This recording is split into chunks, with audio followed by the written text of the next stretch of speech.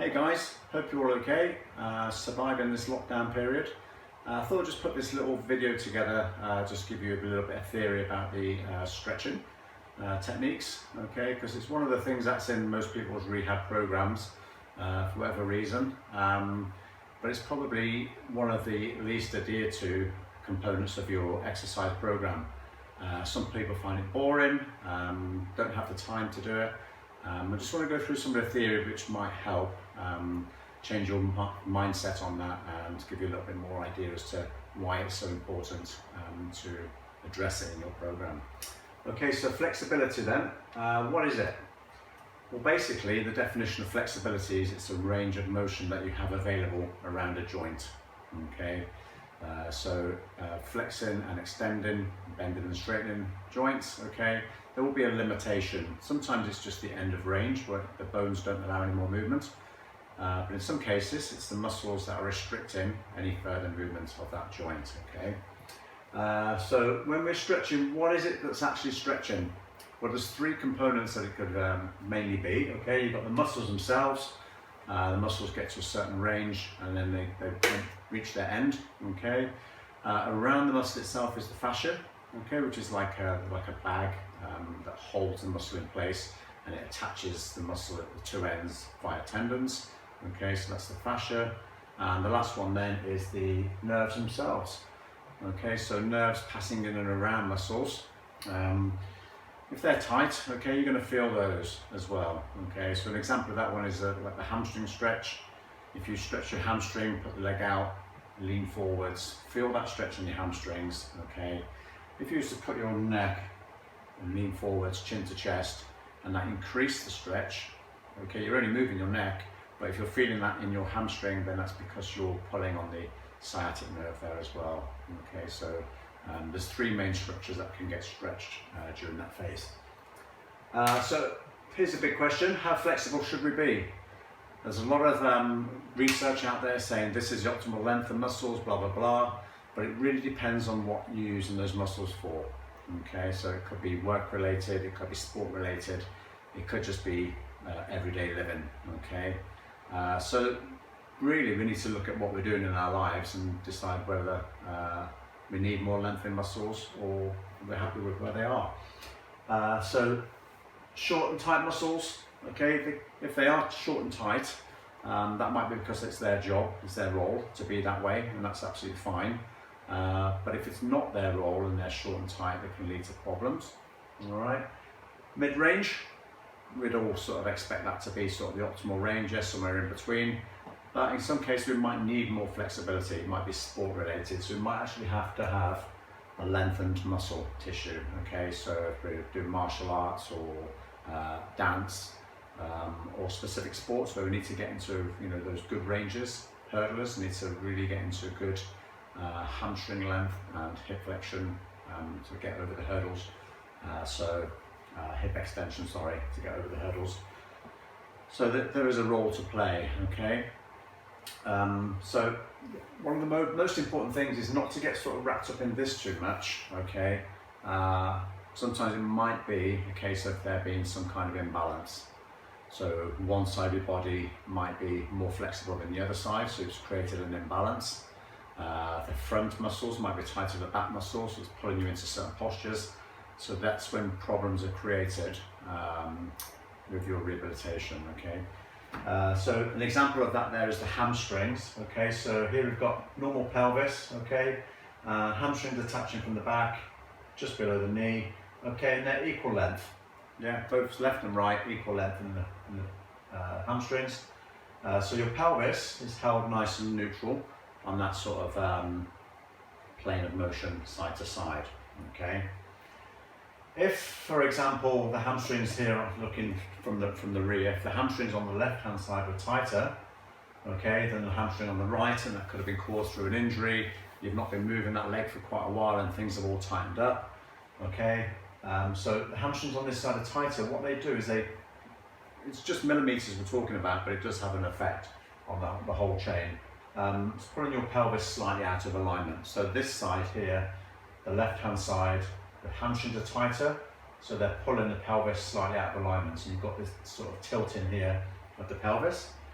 So then the spine, okay, you're not going to walk around on a slant, you're always going to seek equilibrium and stand up nice and straight. So what that does is it just changes what's going on with the spine here, and you get these unequal disc pressures. So as you can see here, the red bits here are the discs, all nice and level. On this side, we've got a little bit of a slant going on because the vertebrae are all sort of trying to align themselves up nice and straight, but the disc pressures within there are all going to be slightly skew with, okay? And that can cause, obviously, back problems later on down the line. So it's really important that we get these hamstrings lengthened equally, okay, to give you that balance. The same goes for if your hip flexors are really tight on the front and your hamstrings are quite loose on the back, then it's going to pull your pelvis into a forward tilt, okay? So if you're looking this way and there's your pelvis looking from the side, it's going to pull you into a forward tilt, okay, on the pelvis. And again, your spine on top of there is going to try and stand up nice and straight. So that's going to increase pressure on the back of your spine, okay? The facet joints in the back of the spine will start to close up, and unequal disc pressures again. So it's really important that we do have this optimal range of motion and balance, left and right, forward and backwards. Okay, so we've highlighted a problem in our rehab, and if you've been prescribed stretches in your program, then that's why, because these problems have been highlighted. So what do we do about it then? Okay, so if we're looking at sort of different types of stretching to combat this problem, we've got dynamic stretching, which is pretty much performed as part of a warm-up, leg swings, reaching forward, rotating your arms, those kind of things. That's a dynamic type of stretch, and that's incorporated into a lot of warm-ups these days. Ballistic stretching, you've probably heard of ballistic. It means forceful movements, okay? So that is really restricted to people that are preconditioned to do ballistic stretching. Again, martial arts, dance, swinging the legs high, moving the arms fast, those kind of positions. Okay, so those kind of movements. So really only for sport-specific trained personnel, that one. And the one that we're all familiar with is the static stretching, where you're holding a stretch for a period of time. So broken that down into three, we've got a pre-stretch, and the red bit here, the red writing is the sort of length of time in seconds to hold those. So pre-stretch, so you're going to go for a run, you just want to stretch off your calves, your hamstrings, your quads, give them a quick stretch before you go out on that run, and you might just hold those for around about 10 seconds, just to create a little bit of length in that tissue, okay? If we're happy with what we've got and we just want to maintain, okay, so some maintenance stretching, we're looking at around about 20-30 seconds. And that's generally done at the end of a workout, so you're nice and warm, the muscles are nice and warm and pliable, you've done your workout, and then you just want to maintain what flexibility you've got, possibly prevent some delayed onset and muscle soreness the next day. You just want to sort of, have a good stretch out at the end of the workout. So that'll be 20 to 30 second holds. And then the one we're interested in rehab mainly is the developmental. We want to increase the range of motion that you already have because it's not ideal or it's not balanced, okay? And we're going to hold those for 60 to 90 seconds, so a longer period of time, okay? So whilst we're doing those stretches, we need to think about sort of nice, easy breathing techniques, okay? So let's go back to a hamstring stretch. When we stretch out the hamstrings, generally after about sort of 10-15 seconds, you might start to feel that stretch easing off, okay? So there's a good opportunity there just to back out the stretch slightly, take a nice deep breath. As you breathe out and exhale, just stretch into that new point of discomfort. Stretching shouldn't be painful. Okay, so if you've got grimace all over your face, then you are stretching too hard. Okay, if you take it to consistently to the point of discomfort, so a slight, discomfort in the stretch, that's all you need to do. Okay, hold at that point, and then just revisit that on a regular basis, and that point of discomfort will shift in time. Okay, and you'll get more flexible as a result. So, just taking the developmental stretching a little bit further, we've got proprioceptive neuromuscular facilitation. Okay, big word, PNF.